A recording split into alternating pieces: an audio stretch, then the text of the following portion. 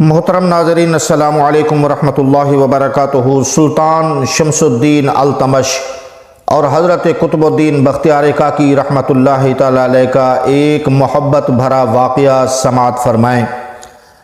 پورا شہر پرسکون تھا کہ اچانک ایک جاں گداز آواز اور خبر نے اہلیان دہلی کے ہوش و حواس چھین لیے۔ حضرت خواجہ معین الدین چشتی رحمۃ اللہ تعالیٰ علیہ کے خلیفہ اکبر اور سلطان شمس الدین التمش کے پیر و مرشد حضرت خواجہ قطب الدین بختیار کاکی رحمۃ اللہ تعالیٰ علیہ دنیا سے رخصت ہو گئے تھے۔ کیا مسلمان اور کیا ہندو، ہر شخص شدت غم سے نڈھال تھا اور دہلی کی طرف جا رہا تھا۔ ہر بندہ دہلی کی طرف جا رہا تھا جہاں حضرت قطب الدین کی خانقاہ نور معرفت سے روشن تھی۔ غسل دینے اور کفن پہنانے تک ہر مرحلے میں سلطان شمس الدین التمش شریک تھا۔ حضرت قطب کا جنازہ تیار کرنے کے بعد ایک وسیع عریض میدان میں رکھ دیا گیا۔ پھر حضرت قطب الدین صاحب کا ایک خدمتگار مرید آگے بڑھا اور انسانی ہجوم کو مخاطب کر کے بولا، میں آخری لمحوں میں پیر و مرشد کے قریب موجود تھا۔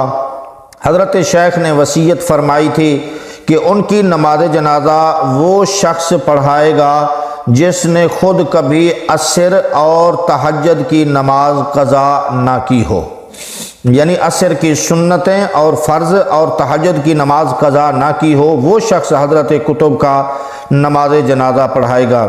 اور بے وضو ہونے کی صورت میں کبھی آسمان کی طرف اس نے نہ دیکھا ہو۔ بڑی سخت شرائط تھی، مجمع پریشان تھا، مجمع پر سناٹا چھا گیا کہ لوگ چاروں طرف دیکھنے لگے کہ وہ مرد نیک کون ہوگا جو حضرت قطب کی نماز جنازہ پڑھانے کی سعادت حاصل کرے گا۔ بہت دیر تک کسی صف سے نکل کر کوئی شخص آگے نہیں بڑھا۔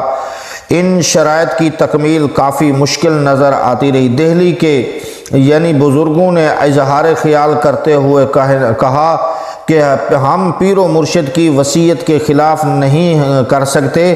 حضرت قطب کے خدمتگاروں نے یہ طے کر لیا تھا کہ کوئی اللہ کا بندہ ایسا آئے گا جو ان شرائط کو پورا کرے گا، چاہے جنازہ یوں ہی رکھا رہے۔ ایک عالم نے اعتراض کیا، یہ صاحب درویشی کے قائل نہیں تھے اور اکثر اپنی مجلسوں میں صوفیاء کا مذاق اڑاتے تھے، جنازہ رکھا کیوں رہے گا؟ خدمتگاروں کا لہجہ تلخ ہو گیا تھا۔ جب پیر و مرشد نے وصیت فرمائی تو خدا اسے تکمیل تک بھی پہنچائے گا۔ دیکھیے ہم بھی انتظار کر رہے ہیں، وہ مرد پارسا کب اور کہاں سے آئے گا؟ دنیا دار عالم کا انداز کچھ ایسا ہی تھا کہ جسے وہ حضرت قطب کی وصیت کا مضحکہ مذاق اڑا رہا تھا۔ مولانا آپ زحمت کش انتظار نہیں ہوں گے، یہ کہہ کر سلطان شمس الدین التمش نمازوں کی صف سے باہر آیا۔ آپ نے آئیے نماز جنازہ ادا کر لیجئے۔ حاضرین کو چند لمحوں تک اپنی سماعتوں پر یقین نہیں آیا، مگر جب سلطان التمش کو امامت کے لیے آگے بڑھتا ہوا دیکھا تو انہیں اپنی آنکھوں پر اعتبار کرنا پڑا۔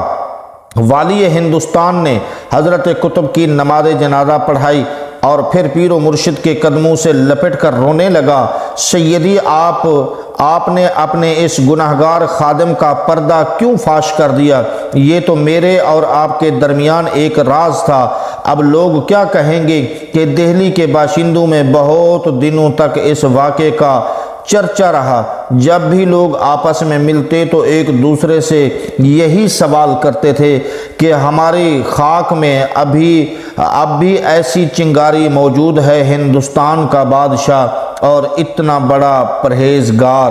تو دوستو، یہ عام بندہ نہیں تھا، یہ وقت کا بادشاہ تھا، یہ پوری دہلی کا بادشاہ کا حکم چلتا تھا، پوری رعایا کا فرما روا تھا۔ تو وقت کا بادشاہ ہو کر حضرت سلطان شمس الدین التمش رحمۃ اللہ تعالی علیہ حضرت خواجہ قطب الدین بختیار کاکی کا مرید اور مرید بھی خاص تھا۔ تو اتنا ہی بڑا پرہیزگار، جب بادشاہ اتنی بڑے پرہیزگار ہوں تو پھر اس رعایا کی بھی قسمت چمک جاتی ہے، اس ملک میں برکتیں آ جاتی ہیں، رحمتیں آ جاتی ہیں۔ تو اللہ تعالی ہمیں بھی ایسے نیک اور پرہیزگار حکمران عطا فرمائے، آمین۔ مزید اسی طرح کی نصیحت آموز، سبق آموز حکایات سننے کے لیے ہمارے چینل وارث آف اسلام کو سبسکرائب کیجئے اور بیل آئیکن کو آل پر پرس کیجئے۔ السلام علیکم ورحمۃ اللہ وبرکاتہ۔